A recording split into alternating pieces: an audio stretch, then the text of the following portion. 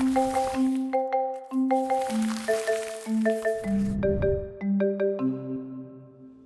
morning. My name is Craig, and I'm one of the pastors here. If this is your first time here, may I be the first or second or third to say welcome. We are glad that you are here. One thing that's different about Paradox than other churches is that at Paradox, sermons are designed to start discussions and not end them. So please do not feel like you have to agree with everything I say. In fact, you probably will not agree with everything I say. And so we want to encourage that discussion, that participation in the discussion that this text inspires. And we are just so excited that you're here. I also must say it is a privilege to be able to lament together in community. I love being able to celebrate and lament as a church family. So with that in mind, we are in a 66-part series. We are on part 60 in the book of 1 Timothy. We're doing every book of the Bible, and this is part 4 of 5 of this 5-part series. There's a lot of series numbers in there. I'll get better at that in the future. So let's talk about 1 Timothy chapter 5. It begins on a very weird note. Honor widows who are really widows. Now this is strange, because apparently the text assumes that there are a bunch of women back 2,000 years ago who are faking their husband's death, and it's up to the people reading this text to make sure that they find out who the real widows are and who the false widows are, right? Well, if you look a little closer at this text, you can start to discern what's really happening here. We have to remember that this was written to a church in Ephesus. And if you go to Ephesus today, this is what it looks like. It is a fantastic collection of ruins in modern-day Turkey. Now, the author of 1 Timothy is trying to help the church in Ephesus with a problem. The problem is that the attempt to solve it is found in 1 Timothy, and we've been going through that letter systematically. Now, let's break it down a little bit more. Widows in Ephesus in the 2nd century were in a precarious financial position. There was no social security, there was no welfare, and women could not work equal to men, which is kind of similar to today, but it was at a much more staggered pace back then. So if your husband died, you all of a sudden were left with just the savings that you had or didn't have, and then you had to live the rest of your life on those meager supplies. Now, the church back in Ephesus 2,000 years ago recognized that this was a problem, so they rose up to the occasion and they offered financial support and subsidies for widows. And along the way, there were widows who started coming to the church and asking for financial aid, and there was a real sense, according to the author, that there was some widows who really did not need the financial aid the church was offering, and therefore were taking advantage of the church. And so what happens is we have in 1 Timothy 5, the author says, honor widows who are real widows. And then he gives a list as to which widows are real and which ones are false. So let's break this down, shall we? We read in 1 Timothy 5, verse 5, the real widow, the author says, left alone, has set up her hope on God and continues in supplications and prayers night and day. But the widow who lives for pleasure is dead even while she lives. Wow, those are some strong words. So let's break this down. Real widows, according to the author, are women or widows who spend their time praying alone in church. False widows are the widows who go out and enjoy themselves. May I remind you that a man wrote this passage. Let's keep going, shall we? 1 Timothy 5:9, let a widow be put on the list and eligible for aid if she is not less than 60 years old and has been married only once. So you're a real widow, according to this author, if you're over the age of 60 and you only were married once. Married twice, you're off the list. False widows are also under the age of 60. They don't really need help, according to the author of 1 Timothy. He goes on, the real widow must be well attested for her good works as one who has brought up children, shown hospitality, washed the saints' feet, helped the afflicted, and devoted herself to doing good in every way. In other words, a real widow is a mother, according to this author, and she has devoted herself to a life of community service. A lot of community service, so much so that they are model citizens. False widows could have done a bit more with their lives, right? He goes on to say, but refuse to put younger widows on the list, for when their sensual desires alienate them from Christ, they want to marry, and so they incur condemnation for having violated their first pledge. Besides that, false widows learn to be idle, gadding about from house to house, Oh, it's painful to read, isn't it?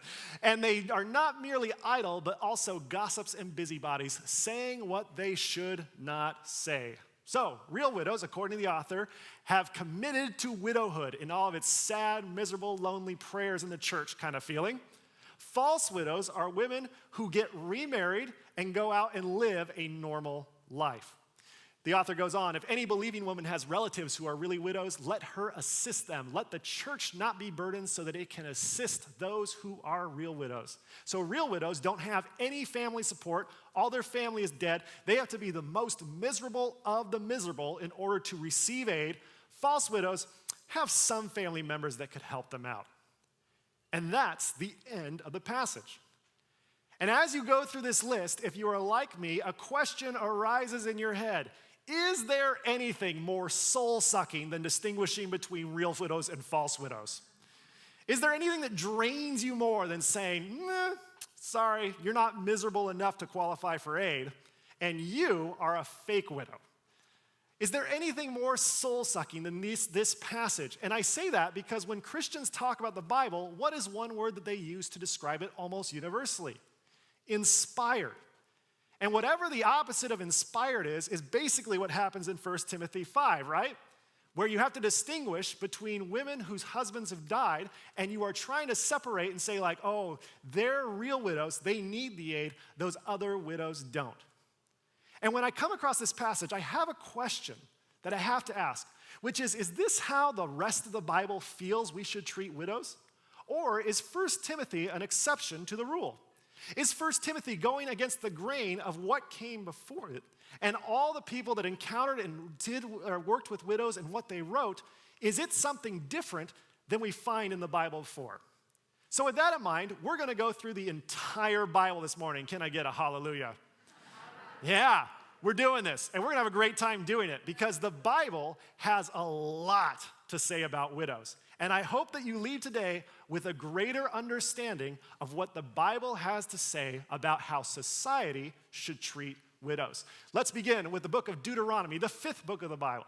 Anytime you think of the book of Deuteronomy, you should always picture Moses on a hillside. He preaches a 4-hour sermon. Please remember that if you feel like this sermon is long. He's preaching this sermon at the end of his life. He's giving them the best knowledge he can possibly give them. And in there, he has all sorts of rules, but he starts this sermon off by talking about who God is. Think about that. If at the end of your life, someone asked you, tell me who you've discovered God to be in your lifetime, what would you say? Because Moses says, let me tell you about God. For the Lord your God is God of gods and Lord of lords, the great God, mighty and awesome, who is not partial and takes no bribe, who executes justice for the orphan and the widow, and who loves the strangers, providing them with food and clothing. You want to know who God is, Moses says? Anytime you see a widow taken care of by other people, anytime there is justice on behalf of a widow, that is the work, the motion, and the character of God. But he doesn't just mention widows once in this long sermon. He says in other places, you must not pervert justice, do a resident foreigner or an orphan, or take a widow's garment as security for a loan. He looks at people who are well enough that they can offer loans to people, and he says, hey, I know you ask for collateral when you give a loan to someone. Don't do that with widows. It's a perversion of justice to ask a widow to provide collateral for a loan that you give them. Don't do it. He also says, cursed be anyone who deprives the alien, the orphan, and the widow of justice. He then turns to the farmers in this sermon and he says, farmers, you have this idea that you own all the land that you harvest. I'm here to tell you that you don't. This land is God's. And therefore, when you pick your harvest, when you gather your crops, make sure you leave a section of your field for immigrants, orphans, and widows. Don't touch it. Don't pick the land clean. Make sure that they have resources for food and that they can have access to the food. Same with your olive trees and with your vines. Give space for widows, orphans, and immigrants. Not only that, but he turns and he says, let's talk about tithing, shall we? When we talk about tithe, we have to acknowledge that our tithe goes to help religious people, but also to widows, immigrants, and orphans. This is set aside to make sure that all of us are taken care of. And Moses passionately believed that this society should take care of widows because their financial security had disappeared in a patriarchal society, and it's their society's responsibility to make sure that widows can live a great rest of their life. Now compare and contrast that with 1 Timothy, remember? The guy who stands up and says widows are taking advantage of the church. Moses turns around and says, oh, no. Society is taking advantage of the widows. That's the direction this needs to go. We've got to stop that and make sure that we raise widows up. And so the church in Ephesus, thousands of years after Moses, said, we'll take care of the widows. And that's the direction Moses wanted people to go. Now, it gets even more interesting because in Deuteronomy, Moses isn't done. He talks about what happens when a widow, when a husband dies and a woman becomes a widow. At that point, he says what should happen is if that widow does not have a son, she should marry her brother-in-law. And the brother-in-law should take care of her and impregnate her and ultimately give her a son so she has financial stability. And wouldn't you know it, if that guy also dies, it should just go to the next brother-in-law until this widow has a son of her own. Now, we read about this in Deuteronomy 25, and what happens if the brother-in-law of the deceased brother ends up dying and says, you know what, I don't want to marry my sister-in-law. I mean, I've got my own thing. I'm fine. I'm good. What happens is the woman, the widow, is allowed to bring the brother-in-law into the public square, bring him before all the people all around in Jerusalem, and go up to him and spit in his face in public. This is outlined in the Bible. And the idea is they can spit in the face, and all the people of the community will look at this man and say, this is what is done to the man who does not build up his brother's house. That's how seriously Moses took this idea, that you should always care for the widow, even if it feels inconvenient to people around you. Now, beyond Deuteronomy, there are 4 named widows in the Old Testament that are towering figures of the faith. The first one is a woman named Tamar. Now, Tamar married a man named Yes, E-R. And she married who was the son of a man named Judah. Now, Judah had 3 sons, Onan, and Shelah. These 3 sons all lived about their business. Married Tamar, and then wouldn't you know it, Tamar passes away. So Onan has a responsibility, according to divine law, to marry Tamar, impregnate her, and give her a son of her own. But Onan doesn't want to do that. And the Bible is very graphic about the way he doesn't want to do that. And God becomes so angry about the graphic nature of this that God actually kills Onan. Now, Judah looks at the situation and says, seems that every one of my sons that sleeps with this woman is cursed, so I will do whatever I can to make sure that she does not sleep with Shelah. Tamar is furious. After all, the law says that Tamar is Judah's responsibility, and it's his responsibility to oversee the marriage of the next son, Shelah, to Tamar. So Tamar says, I have 2 options. I can either hope that Judah will have a change of heart, or I can take my life into my own hands. And she takes option B. This is a painting by Rembrandt where she dressed up as a prostitute and disguised herself not to Shelah, but to Judah. She tricks him into sleeping with her. He has no idea it's her the whole time. They have their encounter. She gathers a few things. He leaves. And then 3 months go by before Judah, the father, receives word that Tamar is pregnant. Well, Judah is furious because she is supposed to remain loyal to Judah's family. So furious, in fact, that he thinks that she deserves the death penalty. He wants her to be burned. But Tamar is much smarter than Judah in this story. She confronts him. She's able to prove that he is the father, and she proves it in front of all of the city. And everyone looks at him and says, you didn't do what you were supposed to do. And in a rare occurrence of Scripture, the man here actually admits he was wrong and that she was right. Judah's words are, she is more in the right than I, since I did not give her to my son, Shelah. And the story teaches us that even though society has promised to take care of Tamar, men behave badly frequently in order to get out of those promises that they have made. The next story of widows takes place in the book of Ruth. There is the story of two widows in this story, and that is Ruth and her mother-in-law Naomi. They return to Israel. It is a terrible story. There's all sorts of tragedy that happens along the way, but they become immigrants in the land of Israel. And they arrive there, and wouldn't you know it, they do have some provisions made for them. They're able to gather food from the wheat fields, like Deuteronomy says. But ultimately, there is a family that has a responsibility to make sure that Ruth gets married to one of the family members. But they don't do it unless they're asked or demanded by Ruth to go through with that marriage. And so Ruth finds a family member, Boaz, and demands that she and he get married to each other. And when they get married, that's when justice is restored. Not at the hand of men in the story, but in the hands of the widows. Which brings us to the fourth widow that is named in the Old Testament. Her name is Abigail. Now, Abigail is married to a man named Nabal. Now, Abigail and Nabal were married. They were fine. They were minding their own business until this guy showed up, David, who many consider to be Israel's greatest king. And David threatened Nabal with a protection racket. Now, this protection racket went something like this. Hey, Nabal, give us food, clothing, and money, and we'll make sure that we protect you from neighboring tribes that pass through your land. But if you don't, then we'll let them kill you. That's called racketeering. It's illegal in our country, and that's exactly what David did. Now, while David did this, he noticed that Nabal's wife, Abigail, was very pretty, according to David. And what happens next? Well, all of a sudden, Nabal mysteriously dies, and David's like, oh, woe is me, I'm so sad. Abigail, why don't you marry me? He marries Abigail, and she becomes known as the wife of David, or more commonly referred to as Abigail of Carmel, Nabal's widow.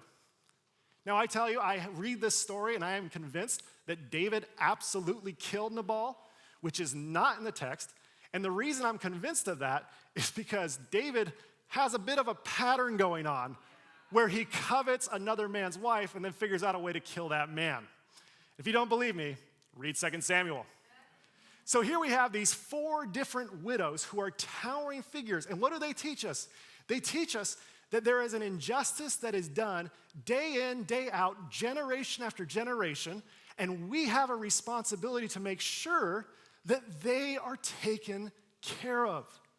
And their stories are inspiring. Their stories are about tenacity and authority and aggressiveness, and they should be celebrated as heroes of the faith. Which is really strange because when we read 1 Timothy 5, this author most likely knew about all of these women.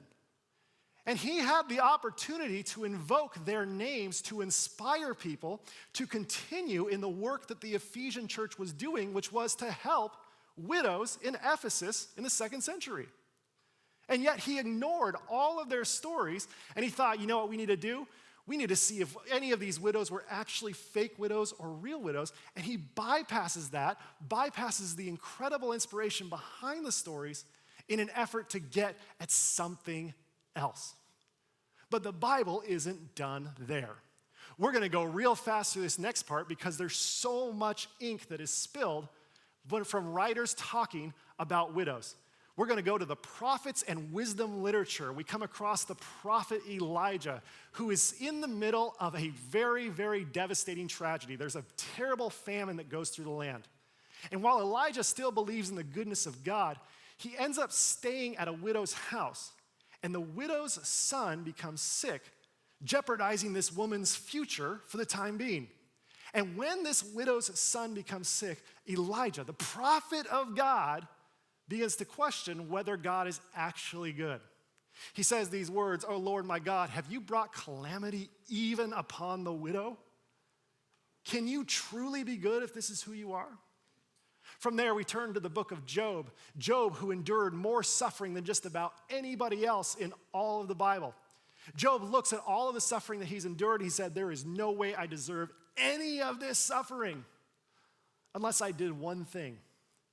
If I mistreated the widow, then I deserve all of this because no amount of suffering can justify that perversion of justice. A few books to the right, then, we go to the book of Psalms, and we come across all these different poems that talk about the intense purpose and need for taking care of widows. I think of Psalm 146, the Lord protects the resident foreigner. God lifts up the fatherless and the widow, but God opposes the wicked. In the next book, Proverbs, we read about all sorts of different ideas about wisdom, and the author of Proverbs writes, the Lord tears down the house of the proud, but maintains the widow's boundary. From there, we get into the prophetic tradition.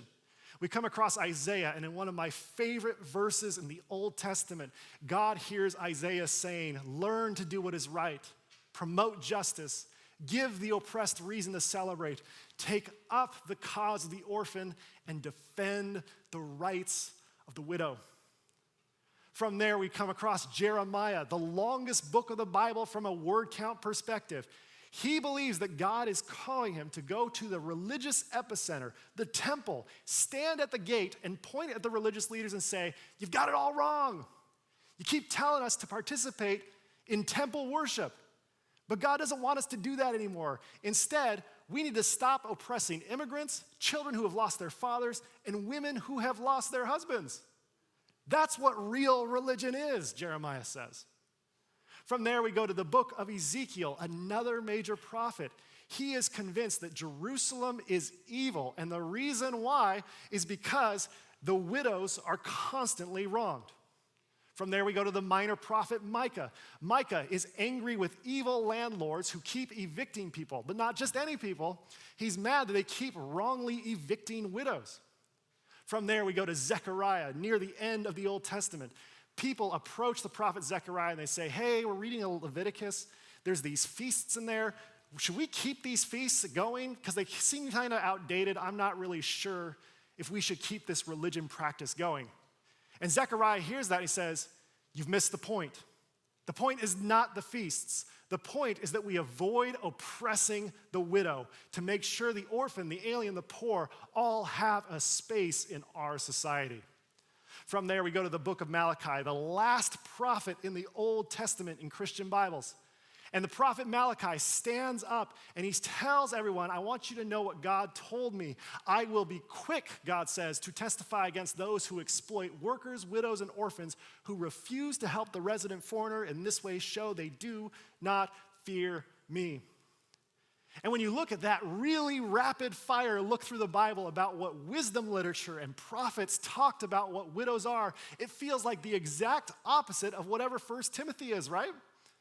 Because 1 Timothy says, we spend too much on the widows. We spend too much. Let's make it harder so we can only spend money on the widows who deserve it. And all of these other guys stand up and say, what are you talking about? No. We've got to do whatever we can to make sure that there is justice for the widows because Deuteronomy tells us that that's who God is. And I know this has gone really fast and we've covered a lot of scripture and it might be a bit overwhelming. But over the past 8 years, we have been going through the Bible. And if I could tell you one of the consistent, dominant themes that rises to the top when you study the Bible together this closely, is that I have found that there's a lot the Bible has to say about the way we organize ourselves as a society. And the consistent, dominant biblical theme is that the true success of any society is based entirely on the experience of that society's most vulnerable populations. So when you look at a society, ask yourself, who is vulnerable in this world today? And however their experience is, determines whether or not the society is, as the Bible would say, holy. Whether or not it's valuable. Whether it's not, it's successful. So when we come across this passage where there's this church leader who's saying, let's honor widows who are really widows, let me give you a list to really distinguish between them because it's too easy for people to exploit the church, you realize that this is going against a mountain of biblical writings, biblical ideas, biblical visions that have existed for a long time before this is written.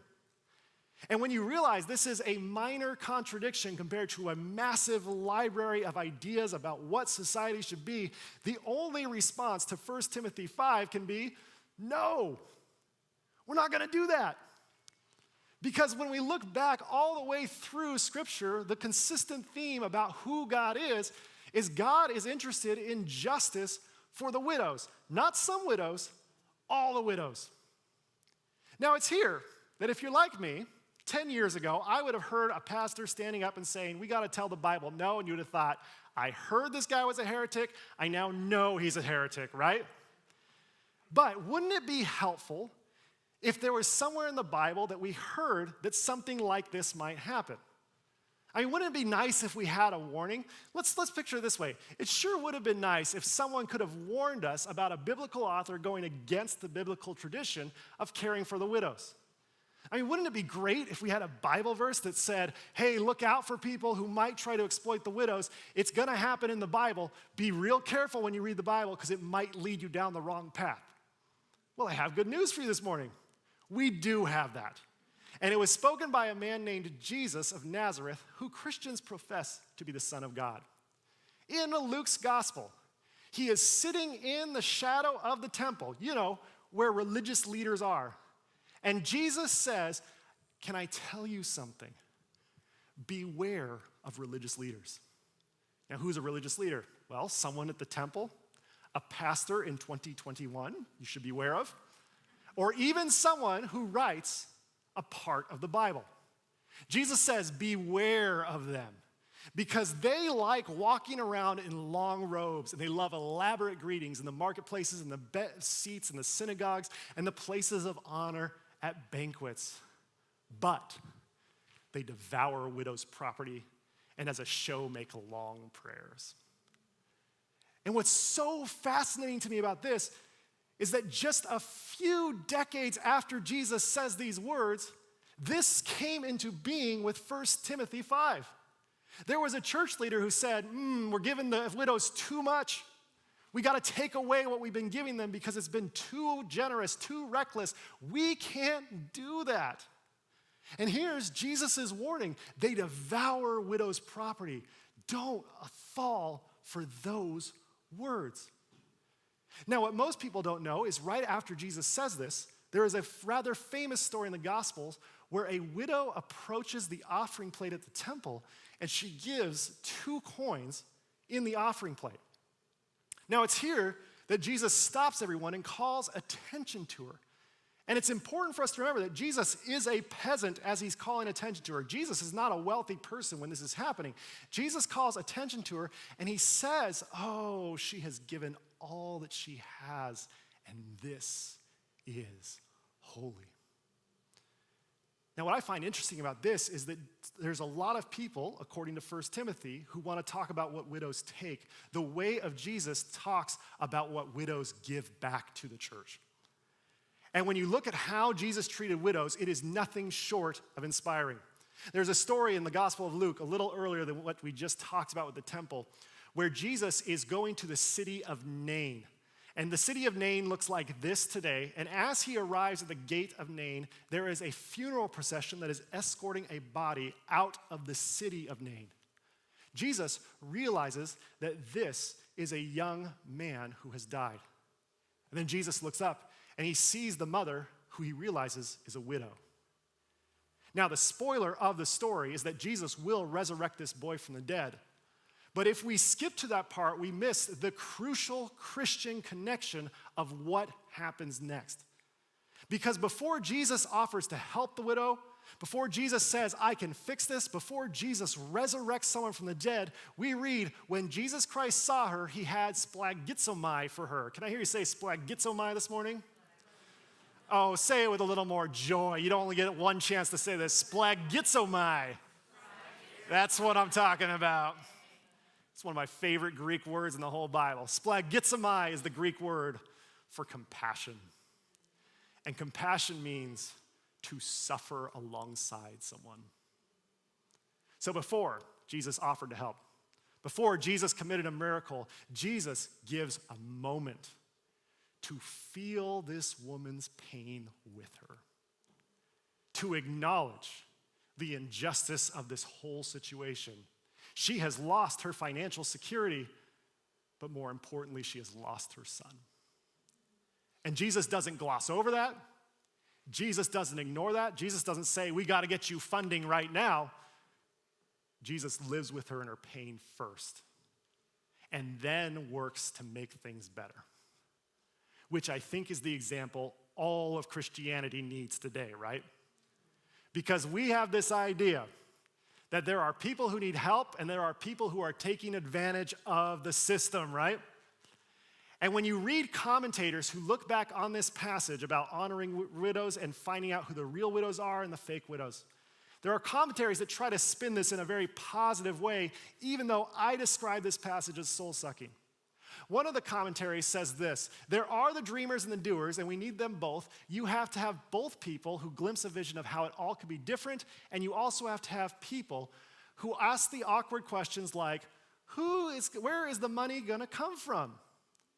And while that's a good point, the bigger problem of all of this conversation is that the author of 1 Timothy barges into this situation, doesn't offer any compassion, and the only question that this person is interested in asking is, who's going to pay for this widow support? There's no ground floor of compassion. And whenever this is the question that leads the conversation, guess where that will always lead us? To suspicion and resentment. That question always leads there. Now, that's a good question to ask as long as it's couched in a larger conversation of compassion. But if that's the dominant question and the most important question, we'll always end up being suspicious and resentful to those who are in need. Jesus invites all of us to let go of our suspicion and resentment that we may be holding with white knuckles and replace it with compassion. And when I talk to Christians today about the way our society is organized or about the way that we do things, I have found that there is a noticeable lack of a foundation of compassion. I've noticed that it's much more about who's going to pay for it than these are children of God we're talking about. All of our conversations about vulnerable populations should be rooted and must be rooted in compassion. In the same way that Jesus looked at that widow before he helped her and said, oh, I feel your pain and I've listened to your story. Now I will help you. We must root our conversations about vulnerable populations in compassion. Which brings us to the last idea I want to share with you about this passage. The author of 1 Timothy believed that the church was getting burned for their generosity, right? Like, it's pretty easy to read. Like, he just feels like, these women have taken advantage of the church. He's pretty upset about it. And he's like, don't you know what the church has done for you? It's given this big, generous gift. And your response is to just take it and throw it away? Well, let's button down the hatches and make sure that we don't let this happen again. And when I hear this, while I do kind of cringe when I read through 1 Timothy 5, I have to tell you, I do resonate with this feeling after I've acknowledged all of the pain and short-sightedness of the rest of the verse. The reason I resonate with this is because we've all been burned by something or someone, haven't we? I've been able and lucky enough to pastor most of you, and I'm meeting some of you for the very first time, but everyone has experienced a terrible burn from someone else, haven't they? And burns usually happen when you give a big, generous gift to someone and they just throw it away or respond with indifference. This is a universal experience, and this is why the album of the summer was, without a doubt, Olivia Rodrigo's Sour album, right? This woman is half my age, and she completely understands who I am and what I'm going through. If you don't know Olivia Rodrigo, she was dating someone, and then all of a sudden she wasn't, and that guy started dating someone else in a few weeks, and she released a breakup album for the ages. You may notice this sticker right here, parental advisory, explicit content. There's a reason that's there. It's because she got burned. And when you get burned, you don't say, oh gosh, gee willikers, this is too bad. You let people know what you're going through. And you can almost feel it through the music in that experience that we all go through whenever any of us have been through a breakup.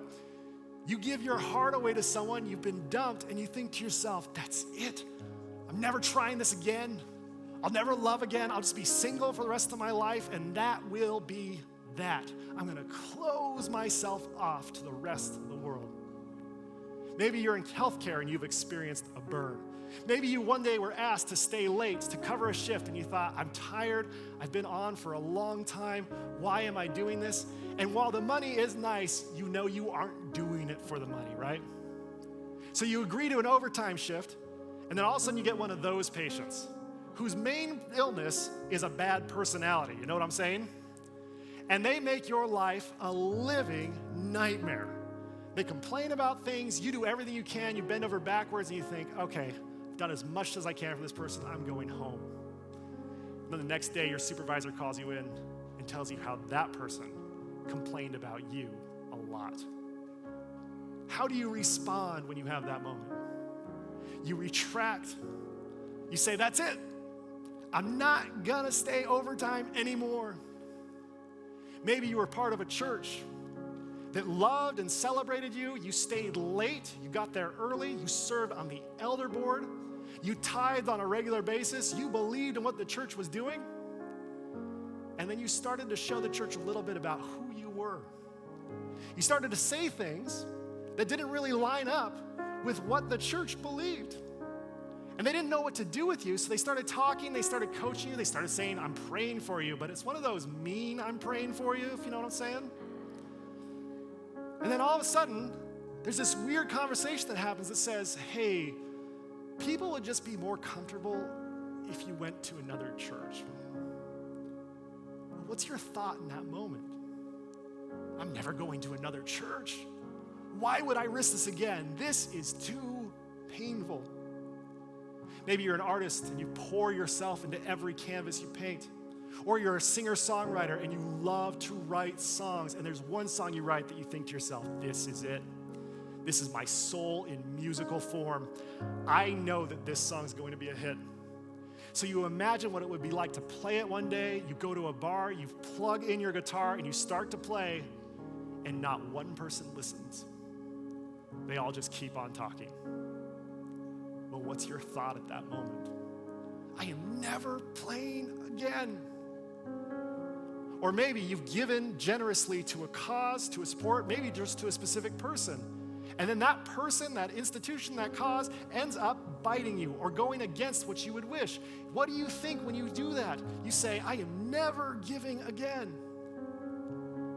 And the whole reason behind that is this is what 1 Timothy experienced. The author, he experienced this moment where he said, let's be generous. Oh, we tried it. People are taking advantage of it. Okay, tighten down everything. Let's make sure no one takes our money. Let's make a really hard process for widows to go through. And while the first problem with this whole passage is the idea that there is no compassion, the second problem is this passage is completely devoid of faith. Faith is what we have that makes us believe that something good can happen today and tomorrow. And if we talk about what faith really is, we have to talk about faith in light of getting burned, don't we? Faith is what happens when we've had our heart broken, and after we've taken time to mourn and lament, and when we're ready, we say, maybe I am ready to date again. Maybe there is a healthy relationship out there for me. Maybe I will try to meet someone. If you're a healthcare worker, when morale is low and you're overworked and you're tired right now, it's this moment where you say, oh, that was just one person. But I have to think about all the people I helped and how I am doing a good thing even when I feel underappreciated. If it's a church, you know what it's like to walk back into church the first time after you've been rejected by another church for the last time. And when you walk into church for that first time, there's this moment where you say, I hope this can be better. My friends, that is faith. And when you're an artist and you create something again after the world has rejected you once again, the moment that you say, maybe that song needed a little bit more work, maybe I can retool it or write a new song, it is a moment of faith. And when you give generously and when you step out and you say, yes, we've been burned before, but we still believe in this cause, we still believe in this person, we still believe in this movement, that's faith. And while the world, when we get burned, wants to make us retract, faith is what inspires us to open ourselves back up and give generously to the world. And so, my friends, I hope that when you read 1 Timothy 5, you can say no to this distinction between false and real widows. And instead, you can say yes to living with compassion and living with the belief that you are a gift to the earth and that you can give something generously that no one else can. My friends, may you let go of your resentment and suspicion. May you embrace the abundant compassion of Christ, and may you live with a resilient and generous soul.